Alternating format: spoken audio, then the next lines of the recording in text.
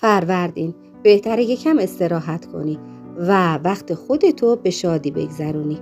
دوست داری تمام کاراتو به تنهایی انجام بدی. این کار به شما اعتماد به نفس میده. شما تو رابطه عاطفیتون آدم صبوری هستین و چشمتون روی کمبودای شخص احساسیتون میبندین. ولی احساس میکنی که شریک احساسیت قدرتون نمیدونه. بهتره که در موردش باهاش صحبت کنی. توی روابط احساسی فاصله و دلتنگی براتون دیده میشه که خوشبختانه داره رفع میشه و ازش یه خبر خوش بهتون میرسه. اردیبهشت، آقایی نگرانتونه و دوست داره از حالتون باخبر بشه و به شما علاقه داره. شخصی در زمینه احساسی یا کاری بهتون قول و قراری داده که بهش عمل نکرده. اگه قصد داری کاری رو انجام بدی، زمانش براتون عالی هست. اتفاق توی رابطه احساسیتون باعث خوشحالیتون میشه. تو زندگیتون شادی شکل خواهد گرفت. توی روابط احساسی پیشنهادی رو دریافت میکنید که برای وعده ملاقات و دیدار هستش. خرداد، دوست دارید کاری رو انجام بدین که الان در حال حاضر دو دل هستید. توی مسائل ازدواج کاری باید صبر کنید. با عجله بعداً پشیمون میشید. بین زن و شوهرها مشکلاتی به وجود اومده که این مشکلات حل میشه. پیشنهاد کار بهتون میشه. اگه بیکار هستید و دنبال کار میگردین، توی روابط احساسیتون شک و تردید باعث تنهاییتون شده و یه مقدار از یه شخص عاطفی دلخورید که نسبت به شما بی‌توجهی کرده. دوست داره بیاد سمتتون و بهتون پیشنهاد بده، ولی شک داره که چطوری میخواید باهاش برخورد کنید. تیر، مراقب سرمایه‌تون باشید. ممکنه تو یک بلا تکلیفی قرار بگیرین که یه مقدار اذیت بشین. سر رو در بایستید، به کسی پولی قرض ندید. یک موقعیت در زمینه مالی، کاری و احساسی براتون دیده میشه. مشکلاتی دارین که ممکنه اداری، دادگاهی باشه که در حال حل شدنه.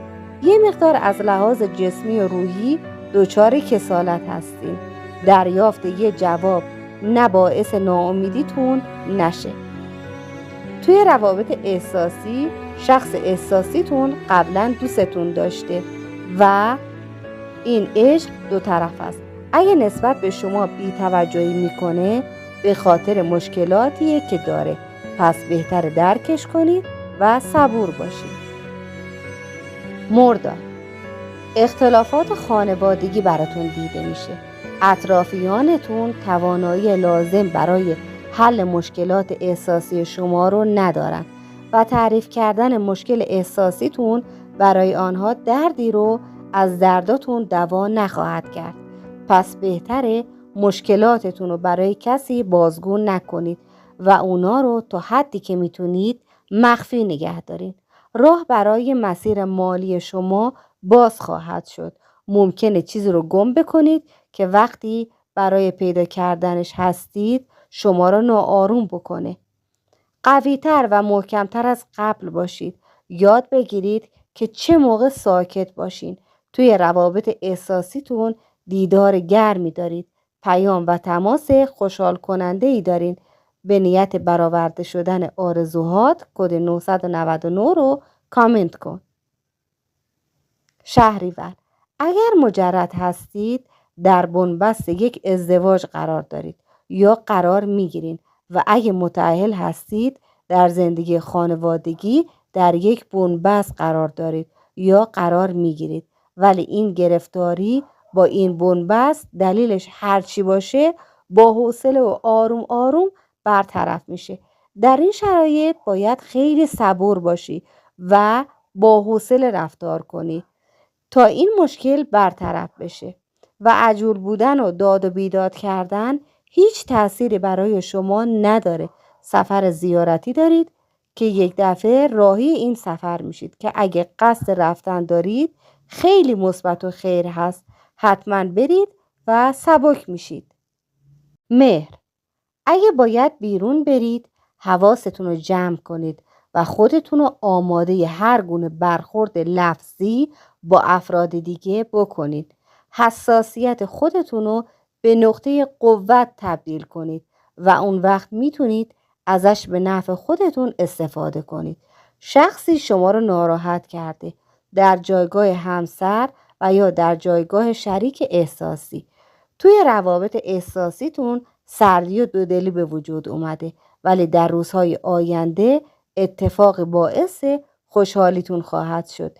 دیدار دارید و دوست داشتنتون دو طرف است. آبان، استرس یک امضای مالی یا کاری رو دارید، ولی این امضا به خیر و خوشی به ثبت میرسه و این استرس و نگرانی برای شما پوچ و بیمورده. اگه یه شخص جوانتر از خودتون یک رنجش و ناراحتی در پیش هست که باید در این شرایط سکوت پیشه کنید تا مورد توهین قرار نگیرین. عده‌ای با شما دشمنی دارن و میخوان براتون یه دردسر بزرگ درست کنن. باید مراقب باشین در این چند روز تا این مشکل پیش نیاد. با هر کسی که مدتی دوری یا جدایی داشتید یک ارتباط خوب و مثبت براتون برقرار میشه که این ارتباط نقش مهمی در زندگی شما داره و شاید برای یک تصمیم گیری تأثیر بهتری داشته باشه. آذر، اگه قصد داری کاری رو شروع کنی فعلا کمی صبر کن و اگه از شخصی کمک خواستی و بهتون قولی داده فعلا شرایط عمل کردن رو نداره.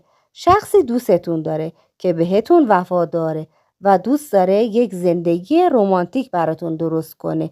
برای مجردین جشن نامزدی و خواستگاری دیده میشه و مراسم جشن و پایکوبی هست. به زودی یک موقعیت خوب مالی نصیب خودتون و خانواده‌تون میشه.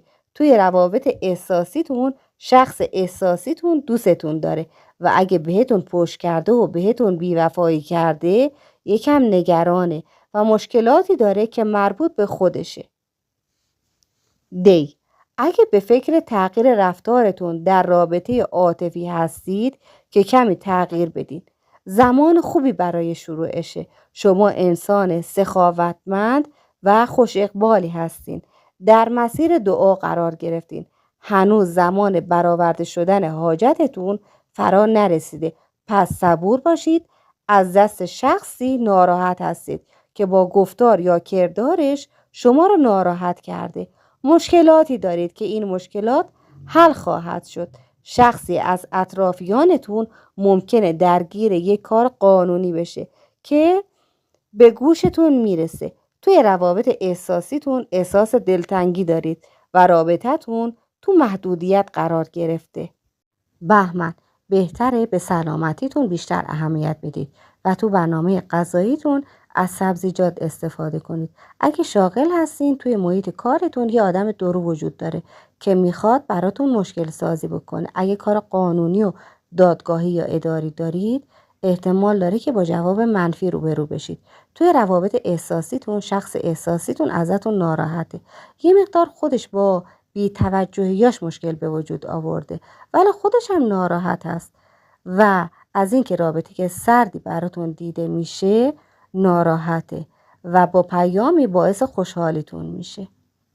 اسفند، شما احساس خیلی خوبی دارید. اگرچه اعتماد به نفس داشتن نشانه مثبت اندیشیه، اما این موضوع شاید براتون کمی دردسر ایجاد کنه. فقط حواستون باشه که زیاده روی در قول و قرار نداشته باشید که نتونید بهش عمل کنید. دوستی از شما ناراحته از دلش در بیارین. قراره شخصی به دیدار شما بیاد. اون فرد مهمی در زندگی شما هست و از راه دوری هم میاد. برای او بسیار تدارک ببینید یا اگه خودت تصمیم داری برای دیدار شخصی جایی بری برنامه‌ریزی داشته باش تا دچار آشفتگی نشی. دوستان عزیز، برای برآورده شدن آرزوهاتون کد 999 رو کامنت کنید و در ضمن لایک و ساب هم فراموش نشه. بدرود.